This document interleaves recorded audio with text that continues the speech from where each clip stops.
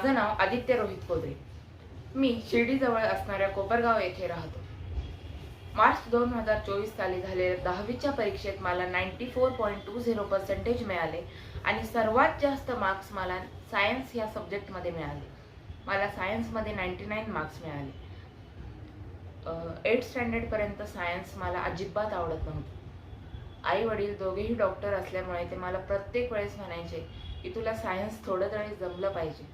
पण मी एक म्युझिकचा विद्यार्थी असल्यामुळे मला हार्मोनियम वाजवणे आणि मॅथ्स हे दोनच सब्जेक्ट फार आवडायचे आणि आत्ता पण आवडतात. पण सायन्स हे काय 8th स्टँडर्डपर्यंत आवडतच नव्हतं. जसं 9th स्टँडर्डमध्ये गेलो तसं मलाच स्वतःला वाटायला लागलं की बोर्ड एक्झामसाठी सायन्स हा महत्त्वाचा सब्जेक्ट आहे आणि आता असे जमणार नाही की आवडत नाही तसं. म्हणून मी भरपूर यूट्यूब चॅनल्स बघितले, भरपूर व्हिडिओज बघितले, पण माझी कन्सेप्ट अजिबात क्लिअर होत नव्हती. पण एके दिवशी मला अक्षता किरपेकर मॅडमचं चॅनल मिळालं आणि त्या दिवशी तो एक व्हिडिओ बघितल्यावर मला सायन्सची सगळी जी कन्सेप्ट आहे, जी मला समजत नव्हती, ती एकदम सोप्या भाषेत समजली.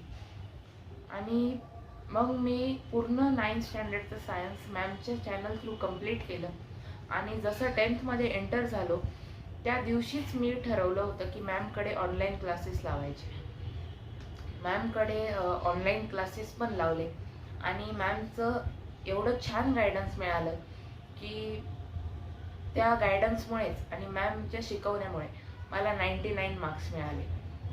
त्यासाठी मी मॅमचे खूप आभार मानतो.